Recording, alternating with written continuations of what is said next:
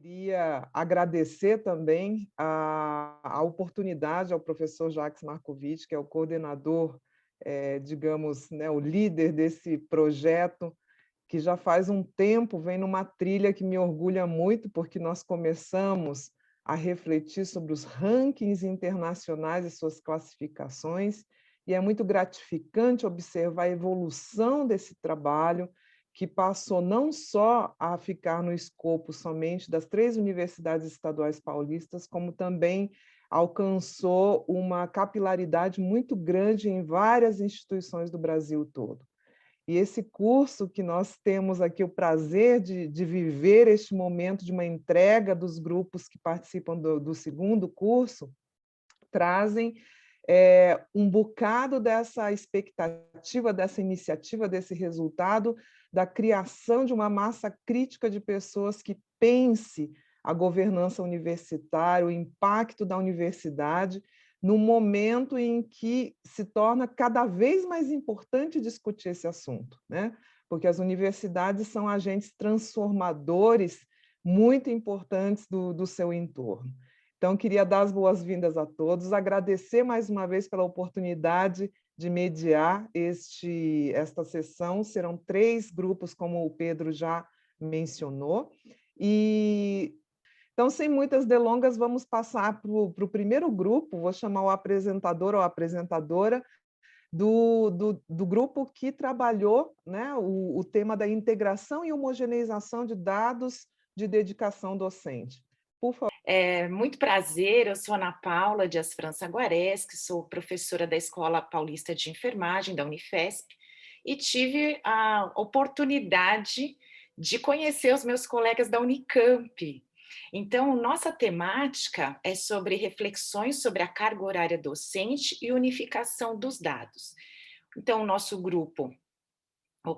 andei aqui um pouquinho. O nosso grupo é o grupo 14, e ele é composto por mim, a única Unifesp no meio da Unicamp, mas acho que isso foi extremamente interessante, porque o fato de eu ser de fora do contexto me trouxe algumas reflexões sobre o que para eles era muito senso comum, da vivência, e foi uma oportunidade de troca. Então, temos a Ana Paula, a Daniele, o Paulo Eduardo e a Tânia, que são da Unicamp, e foi uma parceria muito enriquecedora durante este processo para discutirmos algo que a gente trouxe aqui para vocês também. Porque, afinal, pelo que eu vi, a maioria de nós está dentro da área acadêmica, somos docentes ou trabalhamos na área administrativa, e vem o questionamento, né? Como que é feita a avaliação da nossa carga horária docente? Como que esses dados são reportados à instituição a nós vinculados? Como que isso tem uma representatividade, uma métrica diante dos rankings, diante da parte interna da nossa instituição e externamente? E foi justamente essas inquietações que fizeram com que a gente pensasse nessa temática. É claro que uma das componentes do nosso grupo que trouxe este tema, até porque como pesquisadora, ela foi atrás dessas informações e viu várias lacunas no processo para aquisição dos dados de uma maneira coerente e isonômica para ela poder fazer o levantamento da pesquisa dela. Então, foi justamente isso que foi o pontapé inicial para a gente pensar nessa temática e também das nossas experiências ali, tanto na docência como na área administrativa que lida com este conteúdo. Então, a nossa intenção é fazer uma provocação, a provocação que nós tivemos, que vocês se sintam provocados para, na hora do debate, trazerem também as suas contribuições, as suas vivências, e que cada um de nós, dentro das nossas realidades, possamos levar esta inquietação também para as nossas instituições. Afinal, como é que está acontecendo o registro da nossa carga horária docente? Como que isso impacta tanto para nós, docentes, como também para quem trabalha na parte administrativa, como também para os recursos que nós vamos ter, né, de métricas. Então, vamos conversar um pouquinho sobre este assunto neste tempo que eu estou controlando aqui, viu, Marisa? Mas qualquer coisa você me sinaliza, tá bom? Bom, então, nosso objetivo é refletir sobre a carga horária de trabalho docente universitário e unificação dos dados em uma instituição de ensino superior pública. Para isso, a gente precisa contextualizar sobre carga horária docente. O que a gente ficou bastante feliz de encontrar são alguns elementos teóricos, algumas regulamentações que nos dessem respaldo para a gente poder até fazer a construção deste trabalho. Então, a gente tem alguns dados de Sistema Nacional de Avaliação da Educação Superior, falando sobre tempo integral de 40 horas, tempo parcial de 12 horas ou mais.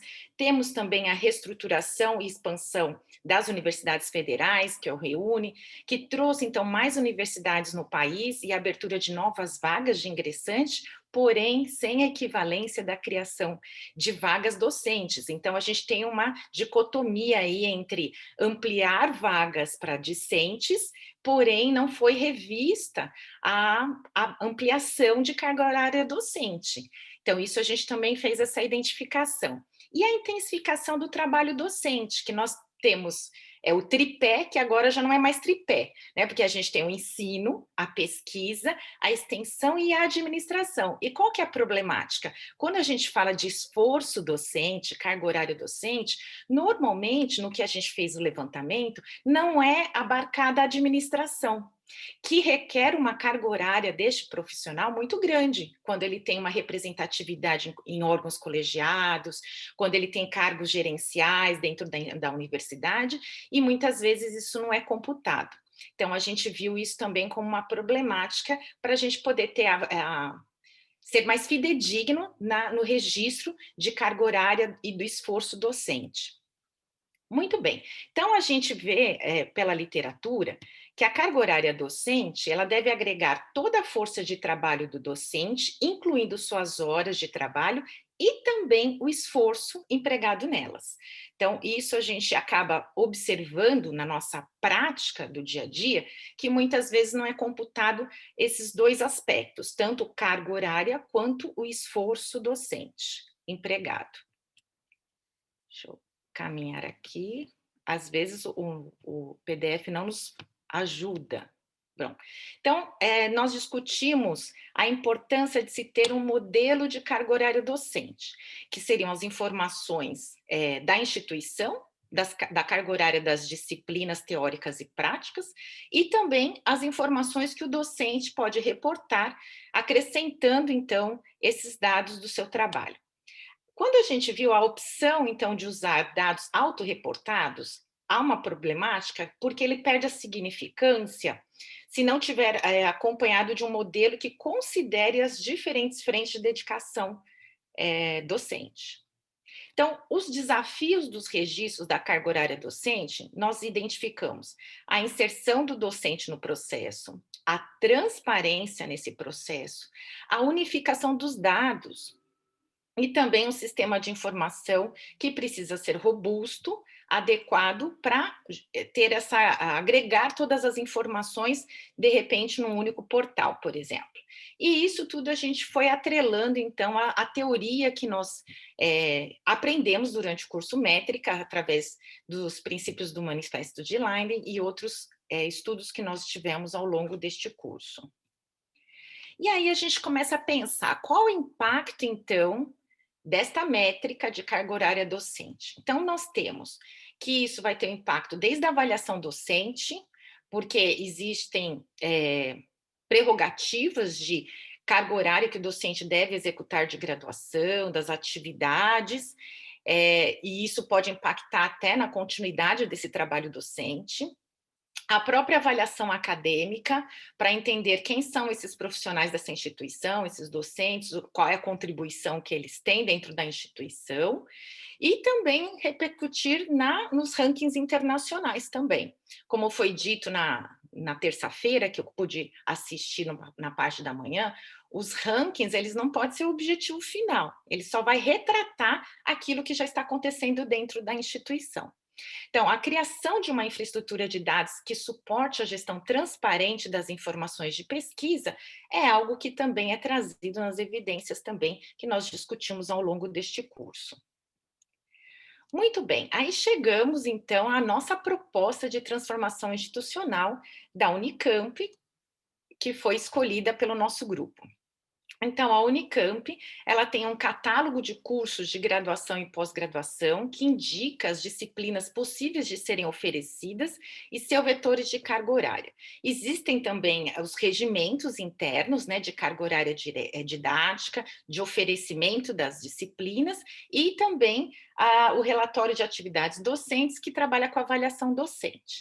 Então, o modelo empregado da carga horária docente abarca graduação e pós-graduação, sendo que a extensão é feita por uma outra lógica, que aí até o nosso colega Paulo pode até trazer depois para a gente. Mas nesta avaliação é visto carga horária docente, graduação e pós-graduação. Mas sabemos da importância, como vimos na terça-feira, da extensão e cada vez mais na instituição de ensino superior, a extensão precisa ter uma visibilidade, né, e uma atuação cada vez mais importante. A ideia é a gente fazer uma proposta de comparação e unificação dos dados. Então, é permitir que, via escritório de dados, que já existe lá no Unicamp, seja incluído no portal da transparência a possibilidade de consultar e extrair dados que mostram, por unidade de ensino, o esforço docente aplicado por disciplina turma para diferentes docentes que a ministram. Tudo isso, gente, para chegar nisso, houveram muitas discussões e trouxeram muitos exemplos de dificuldades da aquisição destas informações na instituição. A ideia não fica muito claro, porque é uma planilha Excel, a gente não tem a intencionalidade também de esmiuçá-la, mas o que foi feito, então, um exercício da realização de uma planilha que conseguisse fazer a união dos dados desses docentes a partir das informações que fossem trazidas pela instituição, ou seja, pelo catálogo, pelo oferecimento, e aqui tem um exercício muito interessante de um dos colegas do nosso grupo que trabalha com isso, de fazer essa planilha com as informações e que você conseguiria ter as informações unificadas. Outra coisa que foi proposta, então, é a validação deste esforço docente. Então, o docente ele vai ter a visualização dessas disciplinas e turmas que foram oferecidas pela instituição, a distribuição das horas que estão previstas no catálogo e as horas que efetivamente foram atribuídas no oferecimento a cada docente para cada disciplina. Então, há a possibilidade do docente ratificar ou retificar as horas informadas pelo coordenador.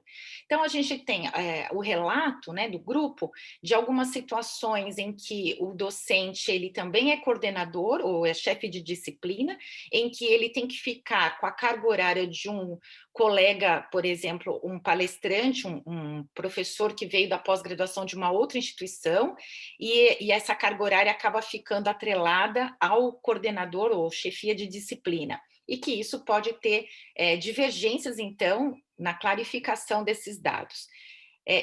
A gente tem a proposta também de uma planilha em que esse docente visualiza, essa está um pouquinho mais clean, né, dá para visualizar um pouco melhor, em que o docente vai visualizar o catálogo, o oferecimento, e ele vai validar as informações de carga horária docente.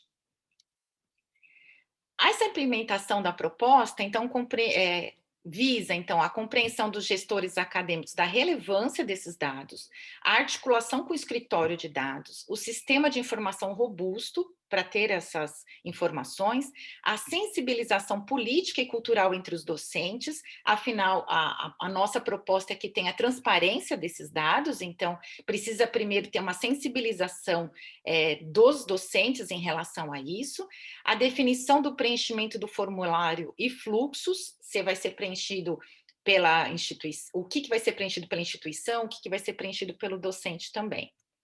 A gente fez uma proposta de cronograma de implementação para o possível ano de 2022, né, com algumas etapas entre o primeiro e o quarto semestre.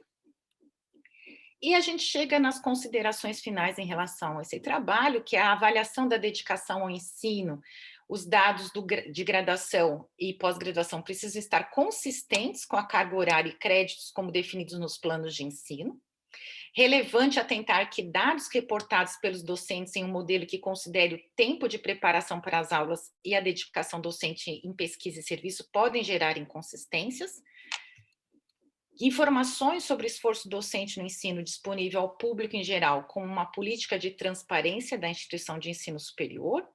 docentes conscientes do esforço em horas que lhe foi atribuído para cada disciplina turma ministrada no período, com possibilidade dele informar esse esforço pela sua ótica, a instituição, são pressupostos que podem ajudar a comunidade acadêmica a refletir melhor, com dados mais transparentes para todos os envolvidos, sobre como conduzir um processo para estabelecer indicadores mais sólidos sobre o esforço docente no ensino.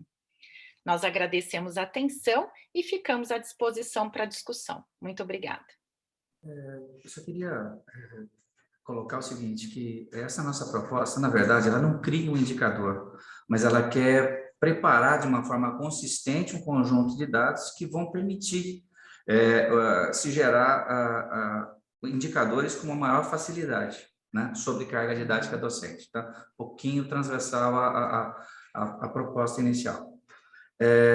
Pois ela propõe uma homogeneização dos dados, que nem sempre é simples dentro das instituições, e dentro da Unicamp a gente não foge dessa regra, tá? Quanto à planilha inicial que foi mostrada pela Ana, na verdade, ela é uma proposta que é absolutamente modificável, né? E o conjunto dos dados que estão ali é um conjunto de dados que mostra hoje uma realidade, são dados reais, todos anonimizados, né? E o esforço que está por trás é da construção dessa planilha que a gente fez ao longo do desenvolvimento. Carece ainda de melhorias, porque a gente, à medida que foi fazendo, foi encontrando falhas nessa homogeneização, mas o que está por trás disso, dessa planilha, que se apresenta simples, é o que é o complexo para você poder fazer essa apresentação, e que mostra de formas diferentes, né, como proposta, uma referência, que é a carga horária com que a disciplina foi oferecida para aquele docente, e o conjunto de docentes que administram, né, com as respectivas cargas horárias que foram propostas no seu oferecimento para cada um deles. Como na Unicamp ainda existe a vigência de duas normas, que é a CIDD 001 e a CEP de 1999, a gente colocou nessa planilha esse conjunto de dados para mostrar as eventuais diferenças que existem, está preparado dessa forma, né? Mas isso tudo tem que ser o que é relevante para cada uma das instituições que se propõem a fazer esse tipo de coisa. O que mais? Do ponto de vista, o que a gente pensou é que, se a gente conseguir, de fato, deixar isso disponível, né, para o público em geral, ou, no mínimo, para o público interno, de uma forma mais simples, de uma forma que possa ser extraída pelos nossos portais, né? E para isso a gente já tem uma facilidade grande, porque a gente tem um sistema robusto de sistema acadêmico no seu oferecimento, e temos o escritório de dados, uma ligação já bastante forte entre os dois, com esses dados estando lá, mas que precisam ser tratados, né? Então, a gente consegue, à medida que você se expõe, com as críticas que vão vir, fazer uma melhoria. Então, o dado está lá. A qualidade do dado, ela vai ser proporcional ao volume de críticas que você vai tendo ao longo do tempo, e você vai melhorando para que esses dados cada vez fiquem mais robustos e com menos falhas, né? Essa outra ponta, na verdade, é a de possibilitar a todos os docentes, que hoje até têm acesso, mas a gente, no caso da Unicamp, a evolução, essa dificuldade aconteceu em 2014 com a nossa componente. E de 2014 até 2021, muita coisa já foi feita dentro da Unicamp, muitas inovações, muitas melhorias de regras, porque, no fundo, o que está por trás da carga didática docente é um conjunto de regras que chega até na agilidade do DGRH a colocar as pessoas que têm que ministrar uma aula de forma rápida, e aí a burocracia atrapalha a academia, né? Então, tem um monte de coisa que está por trás disso, a gente está simplificando bastante esse trabalho. Mas a ideia é de permitir que os docentes, de forma geral, olhem para dentro do seu semestre e se vejam dentro das disciplinas que estão ministrando, né? A gente percebe hoje, pelas falhas que existem, pelos pedidos fora de tempo, depois que acabou o semestre, de modificações de carga didática, né, que ainda falhamos, apesar de ser um sistema robusto, apesar de tudo, tem alguma coisa que acontece dentro das unidades em que a gente não consegue ainda entender de forma clara como melhorar essa atuação para que a informação da carga didática se encerre dentro do período que ela está sendo feita. Eu acho que era essa a minha contribuição. Obrigada, Paulo, pela contribuição. Antes de passar para a Ana Paula, que também vai se manifestar, queria até fazer um comentário. Eu acho que o trabalho do grupo é muito corajoso, né? Porque quando a gente fala de atividade docente, existe uma complexidade, tanto na classificação quanto na medida, né? E o esforço de vocês, mesmo no nicho específico que é da carga didática, já existem essas interpretações, essas classificações que têm que ser homogeneizadas para manter, como o Paulo disse, a acurácia, né, dessas medidas, a comparabilidade, enfim. Então, eu acho muito desafiador e muito corajoso do grupo. Parabéns ao grupo pela proposta, né? Ana Paula, por favor. Olá, pessoal, obrigada, professora. Eu queria começar parabenizando a Ana Paula aí pela apresentação, realmente muito boa. Eu queria dizer que, pegando um pouco do seu gancho, um pouco da fala do Paulo, né, eu acredito que é um assunto que ele precisa ser observado pela nossa universidade, né, e por todas as outras, porque ele traz consigo essa valorização do trabalho do docente, né, daquilo que ele se dedica à instituição, né, nos seus processos de formação e pesquisa, ensino, extensão. Então, ele é muito sensível, né, para a comunidade em geral, né? E a Unicamp precisa realmente voltar a repensar essa questão dessas métricas, né, de como ela quer, na verdade, revisitar, né, uma legislação, por exemplo, que é de 99, quer dizer, muita coisa, como o Paulo falou, foi alterada nesse processo todo, então é importante que ela volte, né, e que ela não tenha duas formas de ver, de repente, a mesma questão. Acho que esse também é uma coisa que está dentro desse processo aí que nós temos que realmente, assim, a instituição parar e dizer assim, como é que nós consideramos isso, né?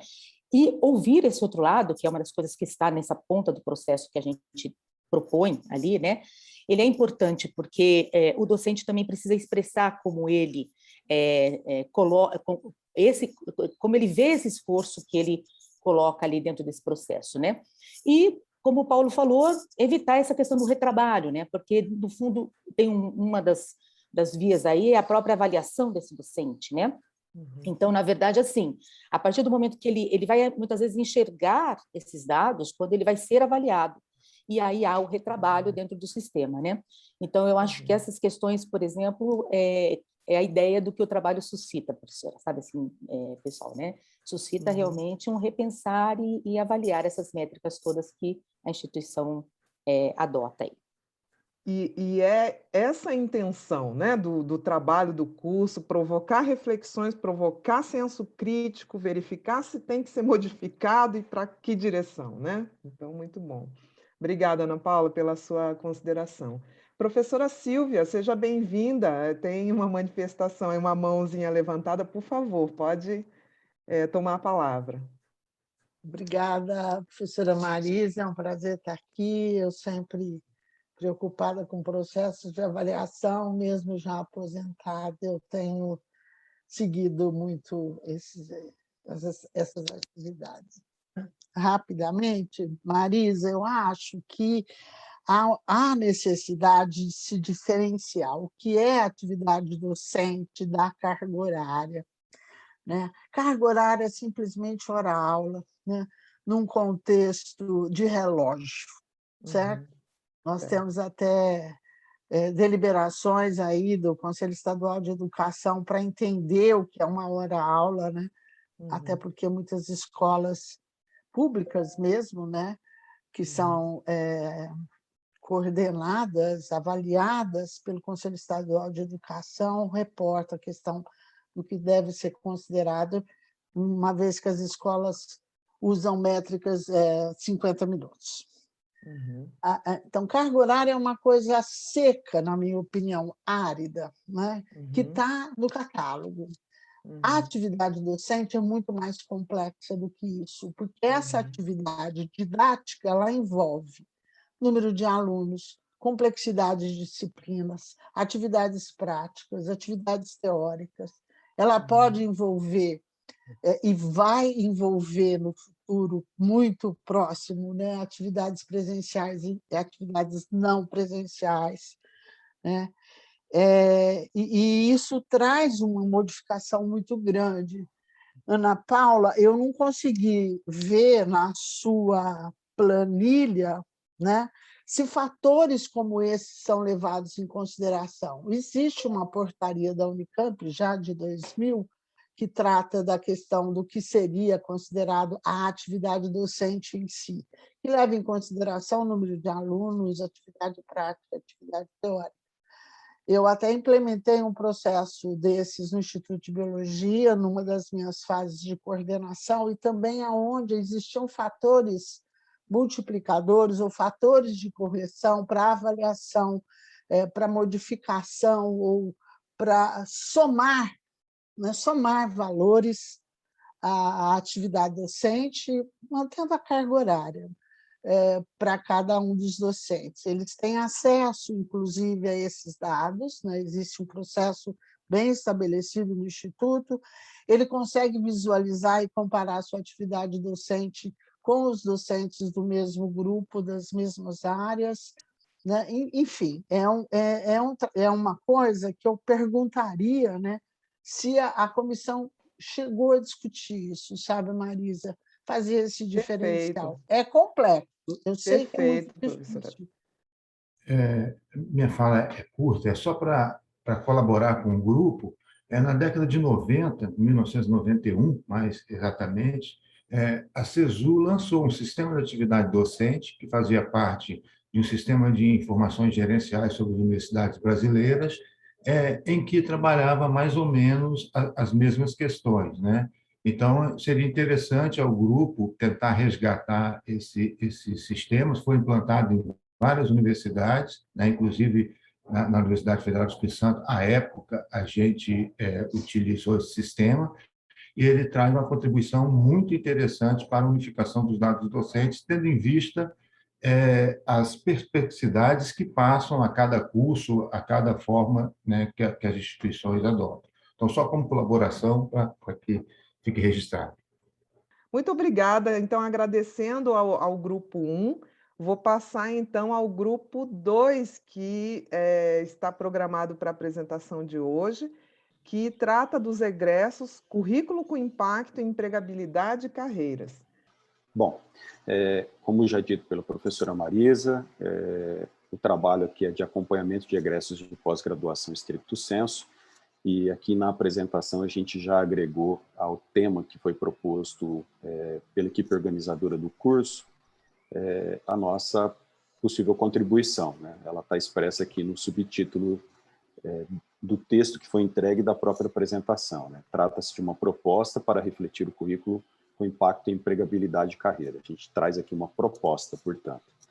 O grupo ele é formado por mim, Humberto, eu sou docente da Unesp, campus de São José do Rio Preto, professora Magali Aparecida Silvestre, da Unifesp, o professor Dirceu Mateus Júnior, da Universidade Mackenzie, professor Milton Ferreira da Silva Júnior, da Universidade Federal do Sul da Bahia, e a colega técnico administrativo Flávia Ferreira Lima, Universidade Mackenzie. Então, é um grupo bastante interinstitucional, né? E eu entendo que isso foi muito importante para a forma como a gente ponderou as nossas reflexões. Bom, a gente tinha em tela, né, portanto, alguns temas que deveriam ser refletidos. Nós tínhamos em tela egresso, currículo, empregabilidade e carreira, né? São 3 temas muito ricos, muito amplos, e essa riqueza, essa amplitude, exigiu de nós, como estratégia para tentar pensar uma colaboração mais efetiva, uma melhor definição do campo a ser refletido. Então, nós optamos por egressos em relação à pós-graduação, né? Esse foi o nosso enfoque. E, inicialmente, o que a gente construiu? Inicialmente, a gente construiu uma reflexão que reconhecesse a trajetória histórica na Universidade no Brasil, uma trajetória centenária, e ponderou que nessa trajetória certos desafios foram sendo apresentados à universidade e que no presente momento esses desafios significam, passam pelo reconhecimento de um crescimento da universidade brasileira, um crescimento físico, territorial, de atuação, né, inclusive internacional, e a necessidade de enfrentar esses desafios passa por uma autoavaliação, né? Então, no primeiro momento do nosso estudo, a gente situou a universidade nesse contexto de desafios que exigem repensar-se. Fizemos aí, portanto, um estudo dos vários textos que foram apresentados no curso, principalmente os livros organizados pelo professor Jacques Markovitch, né, o Repensar a Universidade 1 e 2, e mesmo Universidade em Movimento, para levantar esse cenário e situar aí, a partir desse cenário, desse enfrentamento de desafios, a necessidade de pensar um modelo de avaliação, que é esse exposto em tela, que passa aí por esses 5 itens, né? Ensino e aprendizagem, internacionalização, produção científica, inovação e transferência de conhecimento, impacto e relevância econômica e social. Como o nosso objetivo era egressos de pós-graduação, nós reconhecemos na Multi-Ranking, né, essa forma de avaliação, esses 4 itens aí a ser levados em conta, e consideramos que pensar os egressos é um tema muito importante para justamente lidar com esses 5 itens, né? O acompanhamento dos egressos permitem pensar com bastante propriedade esses 5 itens, com destaque, em particular, para o conceito de impacto social, né?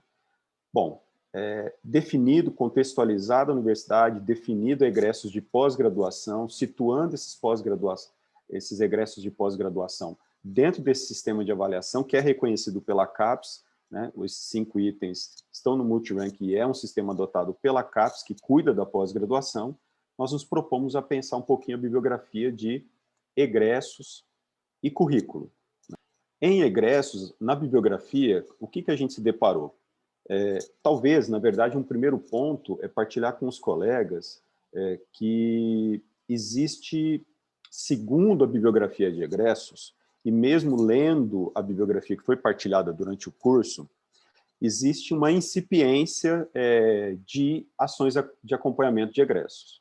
Pelo menos ações efetivas, ações mais sistematizadas e ações que tenham essa autorreflexividade, né? Ações que não somente identifiquem os egressos, o que eles estão fazendo, coisa e tal, mas que permita que a experiência e a vivência desses egressos se constitua num elemento fundamental de autoavaliação da instituição, né?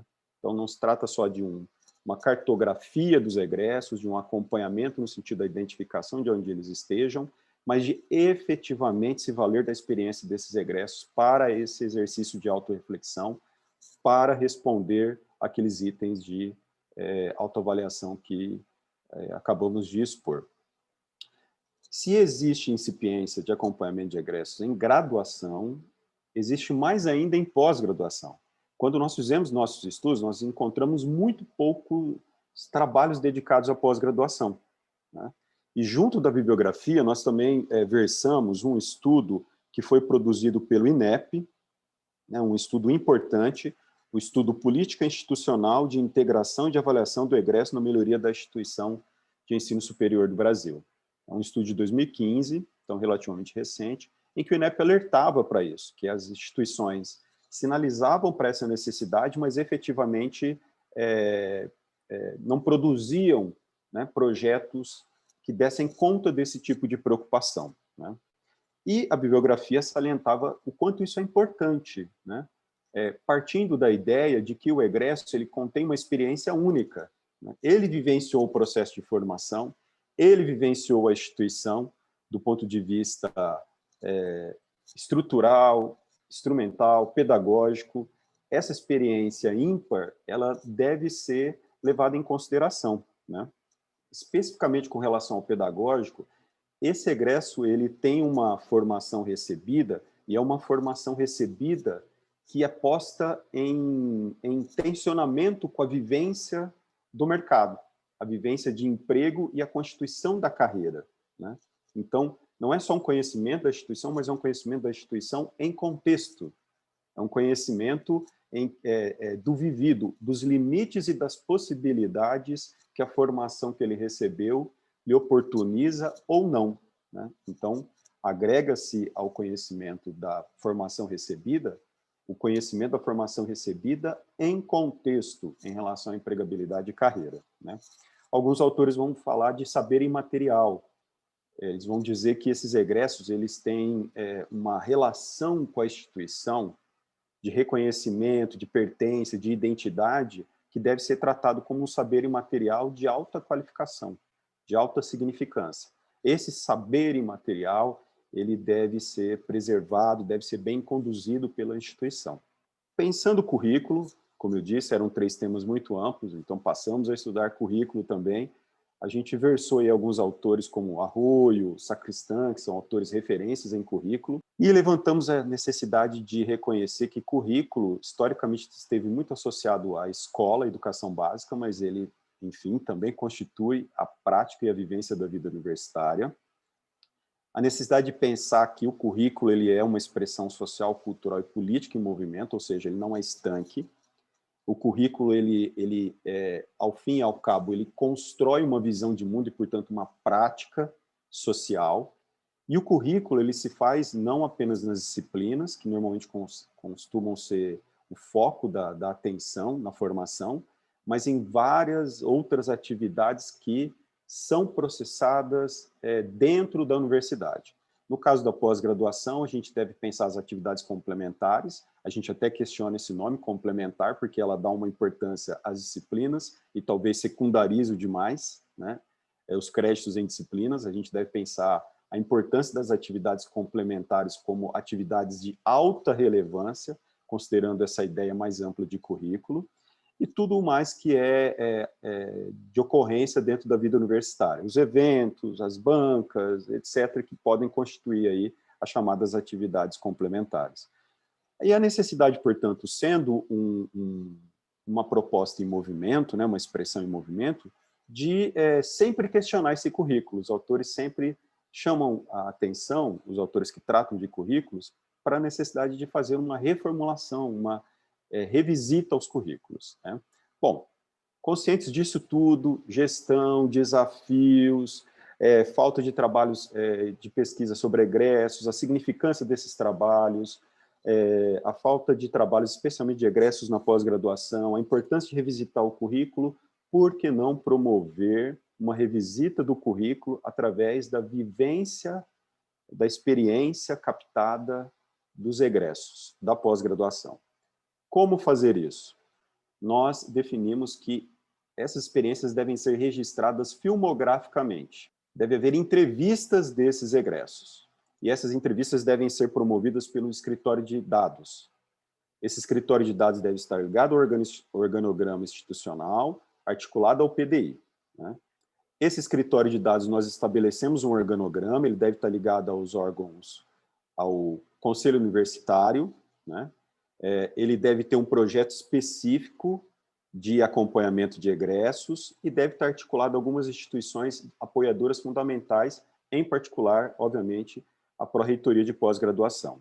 Aí a gente delineia aqui o que seria esse projeto de acompanhamento de egressos, planejamento, coleta, análise e disseminação de dados.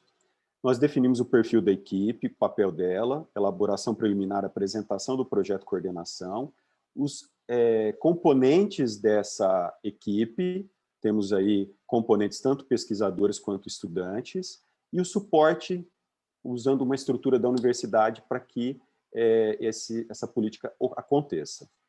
Nós apresentamos em 2 fases um projeto de implantação. A primeira fase ela visa angariar os atores envolvidos para a construção desse projeto, e a segunda fase é a realização do acompanhamento propriamente dito. Fizemos essa proposta com metas e com prazos, né?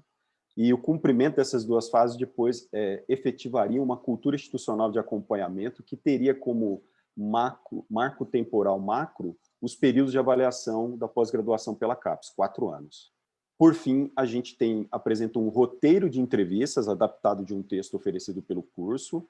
Os autores é o Koester e Kaiser, tá? Então, tá aí o roteiro, são 4 eixos de questionamento, né, de assuntos com temas, cada um desses assuntos aí comportando um tema. Esse é um roteiro, então, como tal, ele é aberto, né? E, por fim, como que essas entrevistas deveriam acontecer? Pensando em empregabilidade, 12 a 15 meses após a conclusão do curso, pensando carreira, 48 a 60 meses após o curso, né? Com um detalhe: na segunda ocasião da entrevista, a primeira entrevista ela é exibida para o egresso, para que ele faça uma autorreflexão da contribuição que ele fez na primeira entrevista, né? Então, a gente se valer dessa metodologia que é buscada São dispositivos trabalhados pelos novos documentários brasileiros sobre a influência do Eduardo Coutinho a partir dos anos 2000 para cá, né? Essa construção da experiência a partir da reflexão sobre uma experiência primeira partilhada. Essa é a proposta e eu me coloco à disposição, agradecendo aí a paciência da professora Marisa e dos demais colegas pelo tempo. Então, bom dia a todos e todas. Quero agradecer publicamente a oportunidade de estar fazendo esse curso. A gente aprende muito. E também ao professor Humberto, né, que coordenou o grupo e que se responsabilizou pela apresentação. Eu só queria falar 2 questões que eu acho que é importante, né, que o professor até já falou, mas a inexistência de estudos institucionais sobre os egressos, né? E que os estudos dos egressos, a literatura mostra, a gente tem uma experiência na Unifesp, ele não impacta só os currículos, né? Ele pode impactar, inclusive, a própria missão institucional, né? Vou dar um exemplo com os estudos que foram desenvolvidos da graduação, em que, a partir do indicador, nós descobrimos que nós temos muitos estudantes de primeira geração de diplomados, e aqueles que têm melhor empregabilidade são os brancos de segunda geração de diplomados, quer dizer, que os pais são diplomados, né? Então, quando você começa a descobrir esses processos, né, você começa a impactar não só o currículo de formação, mas também a própria missão da universidade, por isso que esses estudos são importantes. Quando a gente desenvolve, né, então, conforme você vai construindo, né, esse processo de criação de uma cultura, porque você tem que criar uma cultura institucional para que se perceba, né, para que não haja muita resistência, enfim, né, em relação a esses estudos. Na construção, a gente também vai percebendo o quanto a gente conhece ou não a própria instituição, né? Então, quando você vai fazer um estudo de egresso de pós-graduação, você vai todas aquelas questões que o professor foi colocando, processo de ensino, aprendizagem, etc., isso vai aparecendo. Na pós-graduação nós temos mestrado, doutorado, mestrados profissionais, cada um com um produto final diferenciado, enfim. Então, esses processos, eles são muito pedagógicos também. E a terceira questão, que inclusive foi colocado aqui durante o curso, que eu acho que é muito importante, que é importante o vínculo da instituição. Então, a maior preocupação é como encontrar esses egressos, né? Então, a importância das instituições cuidarem dos egressos, criarem os vínculos para poder fazer esses estudos, né? Acho que isso também é bastante importante. Só para complementar um pouco a partir daquilo que a gente foi discutindo ao longo do nosso trabalho, né? Muito obrigada. Bom dia, professora Marisa, bom dia ao grupo. Primeiro, gostei muito do trabalho, parabéns, Humberto, pela apresentação. Só para ser rápida, 2 curiosidades. Por que vocês escolheram de atrelar esse escritório de gestão de dados ao Conselho Universitário, que tem uma função mais estratégica e não uma função executiva? Eu fico preocupada como, na prática, isso vai funcionar. E a segunda questão é, pela riqueza, né, vocês propõem essas entrevistas abertas e depois até essa questão né, de documentário, de rever uma primeira entrevista, é difícil, enfim, é uma coisa qualitativa. Como que vocês pretendem que no escritório de gestão de dados, que está mais afeito aos dados quantitativos, vocês propõem uma nova equipe para uma análise qualitativa dessas entrevistas, é isso? Professora, com relação ao Conselho Universitário, esse foi um debate que aconteceu no nosso grupo justamente pela diversidade de instituições que temos, né? Nós temos organogramas institucionais diferentes, estruturalmente eles se parecem, mas com nuances, né? E nós atrelamos ao Conselho Universitário, considerando que o Conselho Universitário ele não é executivo, mas ele tem uma representação da coletividade, né, universitária ampla, né? Talvez seja dos órgãos colegiados o mais representativo dentro da ideia de coletividade. A figura do reitor e o gabinete do reitor representa essa coletividade, obviamente, mas talvez, considerando a ausência de políticas de egresso, seja necessário maturar mais esse debate e daí a necessidade de pensá-lo ligado ao Conselho Universitário. Mas, embora nós tenhamos adotado essa postura e não atrelado, por exemplo, à reitoria, nós não desconsideramos essa possibilidade dele estar também associado ao gabinete da reitoria, por exemplo, né? Aí realmente vão as nuances de cada instituição. Dependendo do histórico de cada instituição, ele pode tranquilamente fazer parte do gabinete da reitoria. Com relação à pesquisa qualitativa, esse também foi um tema muito discutido entre nós, porque o egresso, existe uma ausência da política de acompanhamento de egresso, e quando ela ocorre, ela é uma cartografia de base quantitativa, que tem a sua significância, a sua importância, mas a gente entende que ela não responde à preocupação que é de se valer da ideia de experiência, no sentido do Walter Benjamin, né?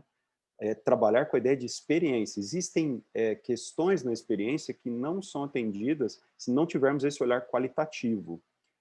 E aí uma forma de lidar com o qualitativo, nós discutimos isso, e o tempo aqui foi curto da apresentação, não esmiucei, o texto talvez vai colaborar, é definir estudos de caso. Então, não necessariamente estudar todos os egressos, mas construir um corpus bem delimitado a partir de estudos de caso. Estudos de caso que devem ter como fundo marcadores sociais que vão de gênero, raça, etnia, sexualidade, renda, regionalidade, constituir aí, através desses marcadores, estudos mais verticais, então, estudar alguns desses sujeitos egressos, né? Eu acho que isso também vai permitir essa operacionalização, né? A dificuldade de trabalhar com os dados qualitativos, que eu entendo que é um dos motivos da pergunta da professora, né? Então, essa seria uma maneira de lidar. Marisa, você me permite só uma questãozinha? Sim. Para responder à professora Marina?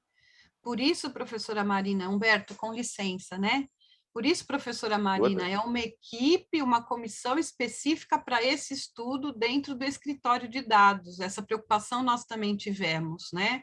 E aquela composição totalmente diversa, porque aí é chamar os professores interessados, né, que têm essa tradição, né, em pesquisas mais qualitativas, os próprios egressos, o estatístico, que também vai nos ajudar. Então, a composição dessa comissão que seria estratégica, né, nessa perspectiva. Então, não seria só o escritório de dados, né, mas uma comissão que trabalharia dentro do escritório de dados, específica para isso. Em complementação ao complemento da Magali, digamos assim, eu acho que o grupo foi, de novo, muito, muito corajoso de trazer isso, porque nós não podemos ter medo do qualitativo, né? Leiden já tem lá o manifesto colocado, que nós não podemos prescindir da análise qualitativa. Nós dizíamos, dentro do grupo Métricas, mesmo nas discussões extensas com o professor Jacques Marcovitch, de que como se mede ou se compara o impacto de uma filha da Unicamp ou uma startup, ou seja lá o que for, que faça um IPO na Bolsa de Valores, como foi veiculado ontem, todos comemoraram, versus um egresso que fez um acórdão super importante na área jurídica, versus um trabalho de algum egresso que regressou, voltou à sua comunidade carente e fez um trabalho importante de inserção e valorização local, né? Então, são qualitativamente muito diferentes no modo de vista do impacto e eu acho que nós temos aí um passo de assumir que existe o qualitativo, mas a professora Marina colocou muito bem que é um desafio muito grande que temos que E só para né? registrar, eu gosto do qualitativo. Sem dúvida, aí é muito desafiador, então queria parabenizar, e não sei, eu acho que eu cortei o Humberto, que ele queria fazer um adendo, e aí nós passamos para outro grupo. Pois não, Humberto? É isso? o adendo, né? Eu vou fazer então 2, já que você deu a oportunidade, eu vou fazer 2. O primeiro adendo, na verdade, a Magali, inclusive nessa equipe, como ela muito bem colocou, específica, entraria, pensando o apoio, profissionais que ajudariam do ponto de vista técnico a questão da filmografia, né? A gravação, né? Coisa e tal. E essa gravação, inclusive, ela comporia um banco de dados que poderia se constituir através do YouTube um canal público de expressão da vivência desses egressos para a comunidade. Então, além de servir para a autoavaliação da instituição, nós teríamos ali vivências que seriam partilhadas com a comunidade, algo muito importante para a questão da imagem da universidade, né? Quem são as pessoas que formamos, como elas estão, né, em termos da vivência dela, considerando aí, no caso, especialmente empregabilidade e carreira. E o atendo aí a professora Marisa, se ela permite, né, que assim, nós deixamos claro aí no texto, mais especificamente no texto, não aqui na minha fala, que o qualitativo, de maneira alguma, ele substitui o quantitativo e outras formas de se atingir os egressos em termos de carreira e empregabilidade. Nós citamos outras 4 estratégias. O uso de survey, que é muito mais comum atualmente, né? A pesquisa em Lattes, a pesquisa com empregadores e a pesquisa ligada a fontes previdenciárias. A bibliografia traz, né, a necessidade de trabalhar isso, e, de modo algum, nós entendemos que isso deva ser deixado de lado. Junto a isso, a questão qualitativa através da experiência filmografada via estudos de caso. Perfeitamente, Humberto. Muito obrigada aí ao grupo. Parabéns pelo trabalho e muito mais pelas discussões e os questionamentos, o pensar crítico que traz às pessoas. Inicialmente, gostaria de agradecer a oportunidade de ter frequentado esse curso. Para a nossa instituição, que é a Universidade Federal do Espírito Santo, foi uma grande oportunidade. Já gostaria de antemão de parabenizar o professor Jacques Markovic, que nos brindou na última segunda-feira com uma palestra aqui na nossa International Week, e também ao Pedro por todo o suporte e o Justin pelas interlocuções ao longo das atividades. Tá? Então, deixar registrado esse nosso agradecimento inicial. O nosso grupo foi composto por mim, né, Rogério Nax Faleiros, né, sou professor aqui do Departamento de Economia da UFES, eu sou egresso da Unesp e do Instituto de Economia da Unicamp. E também nós tivemos o Marcelo Roberto Cercinelli, que é o nosso diretor de gestão da informação aqui na Proplan, da UFES, além do Fábio Neves Margarido, né, que trabalha na área de TI da UFABC, e os professores Miriam de Lourdes e Edmilson Antônio Correia, professores da Universidade Federal de Itajubá, no extremo sul mineiro, né? Foi uma vivência muito bacana, muito enriquecedora, né? E, ao fim e ao cabo, professora Marisa, a gente descobriu que, embora instituições com perfis bastante distintos, nós tínhamos muitas questões em comum, né? Bom, nós tivemos uma dificuldade inicial no nosso trabalho, que inicialmente nós queríamos fazer uma análise do impacto econômico-financeiro da universidade. Nós fomos muito impactados positivamente pelo texto do Azoni, que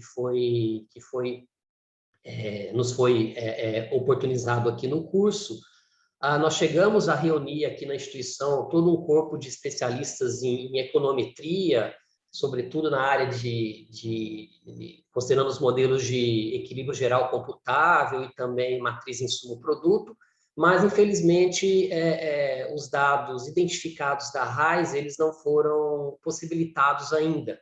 Nós fizemos a solicitação ao Ministério da Economia, mas, enfim, por uma série de questões ligadas à Lei Geral de Proteção de Dados, você tem que assinar um termo de compromisso, né, de identificação dos procedimentos que serão adotados com esses dados, e não nos foi possível ter acesso a esses dados identificados antes da elaboração do texto. Então, nós fizemos alguns ajustes, né, coletivamente, e a gente resolveu trabalhar os egressos na perspectiva reputacional dos rankings, né, considerando que, embora importantes, essa dimensão reputacional, ela nos parece um pouco insuficiente considerando, por exemplo, o QS América Latina e o ranking universitário Folha, né? Quando você, por exemplo, considera esses rankings, né, a questão da problemática reputacional, a gente percebe que as IFES, né, estão performando abaixo da sua realidade, da sua potencialidade. As métricas reputacionais, em alguns casos, elas compõem mais de 50% do total, né, da elaboração dos rankings. Esse componente reputacional, ele muitas vezes tem um foco na opinião e não no desempenho, e ele traz desafios, né, adicionais àquelas instituições que estão fora dos grandes centros econômicos, com predominância regional, que é o caso da Unifei e da UFES, e também, particularmente, o caso da UFABC, considerando que, como instituição recente, como instituição nova, a UFABC, o Fábio Margarido nos informou que ela tem apenas 15 anos de existência e convive, né, entre instituições muito mais maduras, muito mais consolidadas, né? Então, essas características colocam em comum essas três instituições uma certa dificuldade no desempenho dessas métricas reputacionais, né? Bom, aqui um exemplo, né, a partir do QS Latinoamérica 2021, a gente pode perceber que a reputação com empregadores, ela chega a compor 20%, né, da composição desse ranking, é um percentual que nós consideramos bastante alto, e ele é feito a partir de surveys com médias dos últimos 5 anos, feitos entre os empregadores nacionais e internacionais. Né, os empregadores nacionais têm uma participação de 85% na composição dessa métrica, e os empregadores internacionais, 15%. Né? E o mesmo se repete aqui também num ranking nacional, né, bastante conhecido, bastante midiático, que é o ranking universitário Folha. E aqui, em cinza, a gente pode ver a métrica mercado, né, que compõe 18% desse ranking. Parece relativamente pouco, mas é muito quando você considera que as outras métricas, pesquisa e ensino, são muito fragmentadas em subitens, né? Então, a opinião do mercado, dos empregadores, elas têm uma posição muito destacada nesses rankings, tanto internacionais quanto nacionais, né? E aí, professora Marisa, a pergunta é, o que fazer, né, em face dessa dificuldade, né, de não estar localizada nos grandes centros de desenvolvimento econômico do país, em face da situação tanto da Unifei quanto da UFABC, que são instituições bastante novas, né? O que fazer, né? Como desenvolver estratégias, né, para buscar a construção de informações e indicadores que sejam capazes de contrarrestar, né, essas posições que muitas vezes são insuficientes, né, em relação a instituições com este perfil, né? Então, aqui apenas para efeito de demonstração, apenas como exemplo, eu trouxe o desempenho da UFES, da Unifei e da UFABC nas últimas avaliações, do THE, no QS Latinoamérica e no RUF. A gente pode perceber que são instituições que têm avançado bastante nesses 3 rankings, mas que continuam performando abaixo das suas capacidades naquilo que nós chamamos inicialmente de problemática reputacional dos rankings, né? Bom, e aí, retomando a pergunta que eu fiz à professora Marisa, né, o que fazer, né? E aí a gente entendeu que um adequado mapeamento dos egressos ele pode, de alguma forma, produzir informações, né, que, inclusive, se trabalhadas numa perspectiva de uma política de comunicação, podem, de alguma maneira, contribuir com a construção de imagens institucionais mais sólidas, né, mais bem amparadas na opinião pública, né? Então, eu trouxe aqui algumas dimensões da contribuição social das universidades. Aqui eu estou pautado no texto da professora Cleópatra Planeta, né? E essas dimensões são todas elas fundamentais, né, de serem abordadas nessa questão do produto, do principal valor que nós ofertamos à sociedade, que são os nossos alunos, os nossos egressos, né? Bom, o nosso texto, professora, ele traz um case, né? Nós pegamos a situação aqui, um projeto que está em vigor na Universidade Federal do Espírito Santo, é o projeto Acompanhamento de Egressos, né? Nós entendemos que existem culturas institucionais em transformação, que elas precisam ser alteradas, né? Então, nós, no nosso texto, que eu não vou ter oportunidade de detalhar aqui, mas nós já estamos com esse projeto de um melhor acompanhamento de egressos, né? Identificando ali os financiadores, os interessados, os entregáveis, os fornecedores, um cronograma, mas também a adesão ao PDI, conforme foi mencionado pelo grupo anterior, né? Os requisitos dos sistemas de informação que devem acompanhar esse mapeamento, um fomento, né, ações relacionadas ao fomento, à cultura e acompanhamento de egressos, e também os custos, professora Marisa, né? Nós já estamos levantando aí os custos de algumas plataformas que podem ser úteis nesse acompanhamento dos egressos, né? A rigor, nós estamos aqui no movimento de buscar transformar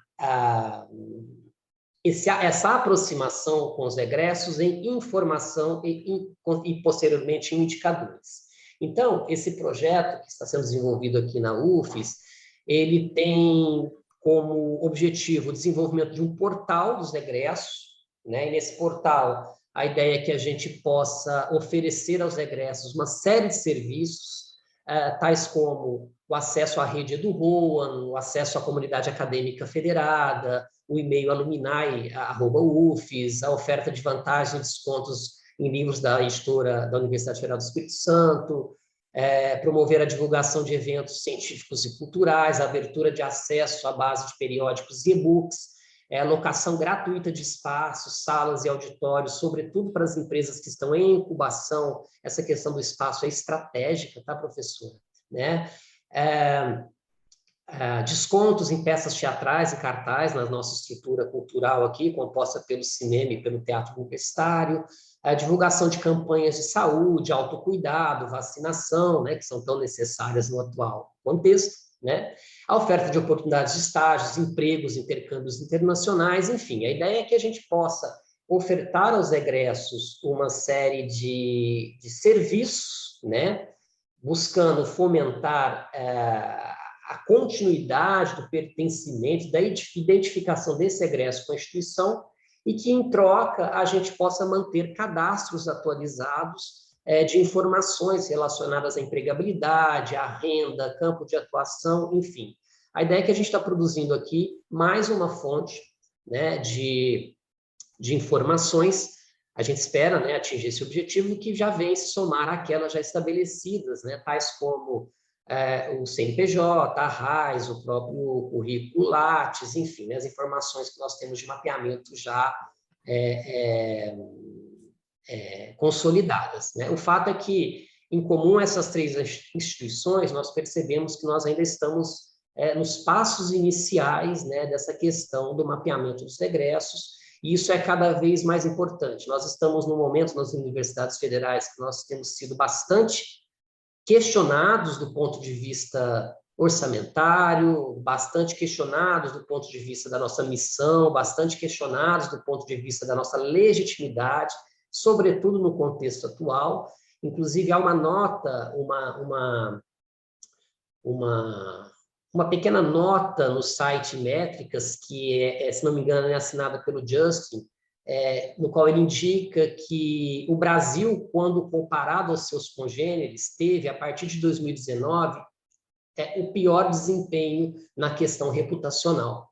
A gente está falando do Brasil comparado com a Argentina, com o Peru, com a Colômbia, com o Chile, né, com o México, né? Então, esse conteúdo da nossa imagem, a gente entende que o trabalho com o egresso é muito importante, né?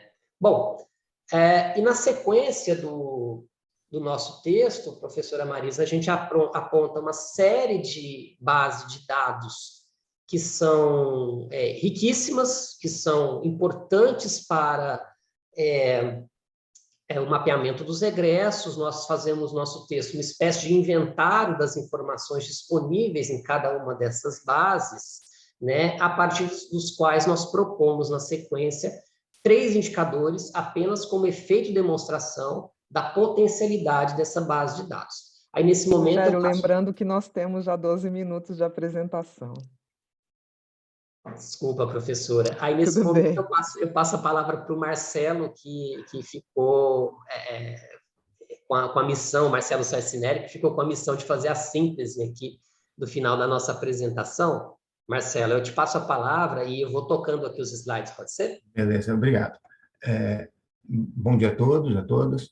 Com base, principalmente, nas informações que a gente possui de cadastros nacionais, a gente pensou no modelo que pudesse utilizar essas bases e mitigar um pouco, né, o impacto da questão reputacional dos próprios rankings, né? Então, a gente utilizaria a RAIS e o CAGED, né, os planos de dados abertos da CAPES, os nossos sistemas acadêmicos e o Cadastro Nacional de Pessoa Jurídica. Pode passar, Rogério, por favor. E, nesse sentido, nós pensamos em indicadores que pudessem atender os atributos, né, todos esses atributos que a gente vê, que fosse útil, sensível, tempestivo, estável, de fonte confiável, que fosse disponível a todas as instituições e que a gente tivesse confiabilidade metodológica e confiabilidade de fonte. Pode passar, por favor. Então, a gente pensou em 3 indicadores. O primeiro, né, que são indicadores já discutidos, existentes no mercado, né, no meio acadêmico, que seria o índice de empregabilidade. Como seria calculado esse índice?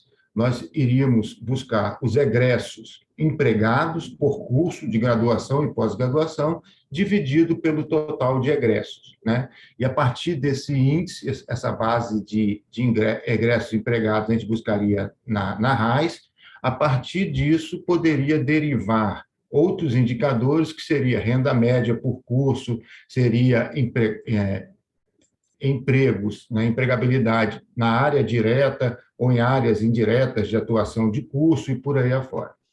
O segundo seria o índice de empreendimento ou gestão empresarial, basicamente a mesma forma de cálculo, no qual nós utilizaríamos, com base na fonte de dados do Cadastro Nacional de Pessoa Jurídica, a quantidade de egressos que são sócios de empresas ou microempreendedores individuais, dividido pelo total de egressos do curso do período em referência, né? E daí poderiam derivar também indicadores desses percentuais por tipo de área, né, de atuação empresarial, pequeno, médio, grande porte, e se fosse em áreas de atuação, setor primário, secundário, terciário, e por aí afora. E, por último, né, uma proposta nossa, que é o índice de crescimento de renda individual, que seria a renda individual atual do aluno, né, do egresso, baseado na RAIS e no CAGED, sobre a renda informada, né, quando ele era aluno da instituição. Ou seja, essa renda pode ser captada ou no nosso sistema acadêmico ou no ENAD, o que for mais novo, né? Porque nem sempre o aluno, quando ele sai da instituição, ele fez prova do ENAD e preencheu o cadastro ENAD, porque o cadastro ENAD tem ciclos. Então, de repente, um terço dos alunos, eles conclui seus cursos e não é em período de avaliação de ENAD, então ele não preenche o cadastro ENAD. Então, esse indicador teria essa visão de medir qual foi o crescimento econômico de renda individual do nosso aluno após a saída da instituição. Por fim, Rogério, por favor. Por fim, a gente considera que os indicadores, embora incipientes, podem, em seu desenvolvimento, apresentar informações muito mais precisas e estratégicas à governança e gestão universitária do que desempenho em rankings, né? Principalmente por causa da questão reputacional. As fontes de dados elencadas e o cruzamento de seus atributos podem permitir a construção de indicadores qualificados e socialmente mais relevantes, principalmente para essas instituições fora do eixo, novas, né, do que esses surveys realizados com empregadores, e muitas vezes também são surveys realizados com avaliadores do INEP, que não necessariamente conheçam instituições novas e instituições fora do eixo. Então, as universidades federais aqui elencadas devem se esforçar para produzir conteúdos relacionados com seu principal ativo, ou seja, seus alunos, no sentido de valorizar seus percursos individuais na instituição e para além dela. A universidade possui o condão de alterar decisivamente a vida das pessoas e precisa assumir postura ativa na criação desse valor, ou seja, na sua reputação. Essas são nossas considerações. Obrigado. Desculpe ter extrapolado o tempo. Tudo bem, Rogério e Marcelo, a apresentação foi extremamente interessante, traz uma temática que vem ao encontro de, não me lembro se foi no livro 1, livro 2 do oriundo do Projeto Métricas, em que a Solange discute, inclusive, a taxonomia de instituições, aquelas que são mais voltadas a pesquisas, outras que são mais voltadas só à inserção regional, né? E a gente tem uma pergunta provocativa importante para o nosso sistema de política e governança nacional, que é: não é importante, não é interessante que a gente tenha no ecossistema do Brasil a convivência harmônica entre todos esses perfis de instituição, né? Então, esse trabalho de vocês traz, eu acho que, essa discussão novamente à tona, né? Então, muito obrigada aí pela apresentação. A nossa apresentação ela foi bastante sumária, né? Porque por questões de tempo, e assim, o texto ele traz mais elementos, né? Ele traz mais desenvolvimentos. Eu confesso que nós aproveitamos a oportunidade também para apresentar as nossas instituições, né? A UFES, a Unifei, a UFABC, trazer desempenhos recentes, né? E é isso, professora Marisa. A gente, nas nossas discussões, nós entendemos que essas métricas reputacionais, nós precisamos construir informações, nós precisamos, de alguma maneira, ter possibilidades de complementar as informações que estão divulgadas nos rankings, né? Que pese essa característica relacionada às instituições novas ou às instituições localizadas fora dos grandes eixos econômicos, nós estamos, nos últimos anos, no caso dessas 3 instituições, avançando consideravelmente, né? Tanto no THE, quanto no QS, quanto no ranking universitário Folha. Agora, uma questão que nós pretendemos desenvolver para o futuro, e eu acho que essa é uma questão muito importante, é o impacto econômico-financeiro. A Universidade Federal do Espírito Santo, não sei se os colegas sabem, mas ela é o 3º ou 4º maior orçamento do Estado do Espírito Santo. Né? Então, se não me engano, o maior orçamento é o do governo, do Estado, não sei se é a Prefeitura de Vitória, a Prefeitura de Vila Velha, e a UF está ali entre 3º e 4º lugar. Então, assim, o nosso orçamento ele tem um impacto do ponto de vista do efeito multiplicador, que eu acho que precisa ser trabalhado. Eu acho que o comerciante, eu acho que o proprietário de imóveis, eu acho que o vendedor, ele precisa chegar até ele a informação de quanto da renda que ele ofere mensalmente advém do orçamento da universidade, tanto pessoal quanto de custeio e capital. Então, eu acho que é uma dimensão importante que a gente espera avançar no futuro com esse grupo mais relacionado à econometria que a gente está formando aqui na UFES e certamente com contribuições da Unifei e da UFABC também. E, Rogério, de geração de valor também, né? Então, muito bom. Vamos fechar aqui com o comentário da professora Tereza. Grande prazer revê-la, professora Tereza, e me lembro muito da sua fala em momentos anteriores, acho que casa bem com o momento da apresentação desse último grupo, em que a gente dizia que nós todos precisamos trabalhar com métricas que façam sentido para a gente, né? Para a nossa missão. Então, professora Tereza, por favor, fique à vontade do seu comentário. Acho que o Rogério comenta uma coisa muito importante, que é o impacto socioeconômico das universidades ou das faculdades, das instituições de ensino superior, principalmente as públicas, no cenário da localidade na qual ela se insere. Nós fizemos na Unicamp o ano passado na verdade, acho que terminamos nesse ano, o impacto socioeconômico da Unicamp em Campinas, e com os dados de 2019, e mostramos que 17% do orçamento de Campinas, né, quer dizer, a nossa importância no PIB de Campinas é 17%. E Campinas é uma cidade grande, que tem um orçamento enorme e assim por diante. Então, o nosso impacto em 2019, se pudéssemos repetir isso em 2020, provavelmente teria sido maior do que foi em 2019. Porque em 2019 a economia estava da cidade, os comércios, estava tudo funcionando, né? Em 2020, já com as restrições pandêmicas, isto provavelmente, se repetíssemos o estudo, o impacto seria muito maior do que 17%. Isso vale para todas as instituições de nível superior.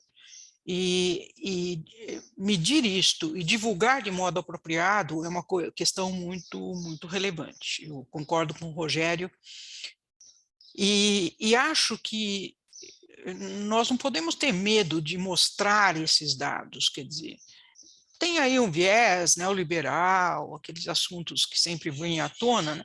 O fato concreto é que nós somos muito importantes para as cidades em que nós estamos inseridos e nós temos que mostrar isso, né? Então, só complementando aí o comentário do Rogério, nós fizemos esse estudo na Unicamp e, por exemplo, os estudantes têm na economia local é imenso, porque estão consumindo produtos que ficam na região, né? Não é como uma empresa que produz e manda para outro lugar e vai ser consumido em outro lugar. A instituição de nível superior ela é intensiva em mão de obra, em gente, né? E isso é intensivo em consumo, né?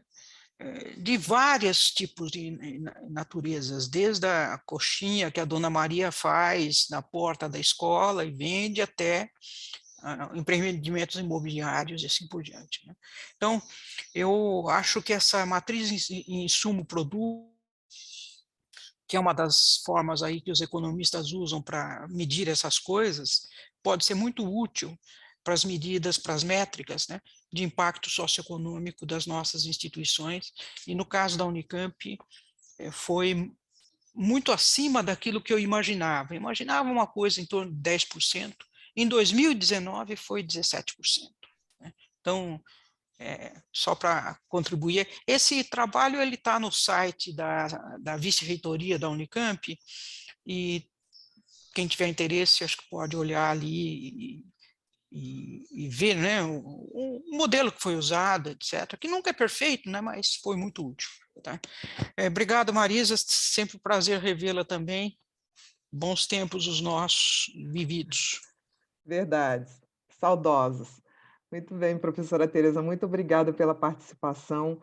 Parabenizo novamente o grupo, o terceiro grupo que apresentou, e vou fazer aqui um wrap-up, né, um encerramento dessa sessão, que sempre é muito gratificante para nós que somos os pesquisadores associados desse projeto, Métricas, todos os convidados que vêm acompanhando a evolução, né, desses trabalhos. 3 projetos interessantíssimos, né? O primeiro que versa na questão complexa da atividade docente, né? O segundo que também trabalhou na parte dos egressos, numa dimensão um pouco distinta deste último, que também fala sobre essa questão não só do impacto social, mas o impacto econômico, financeiro também, mas os 2 últimos grupos falando mais da questão do impacto, inclusive das formas qualitativas e quantitativas da gente medir, né? Então, isso é muito importante, que as 2 dimensões, qualitativa e quantitativa, andem aí nessas avaliações, que não vão se restringir somente a critérios e métricas objetivas que vão nos rankings, né? O que a gente está dizendo é que a gente tem que ir muito além dos rankings para podermos observar esse impacto e esse desempenho importante na sociedade.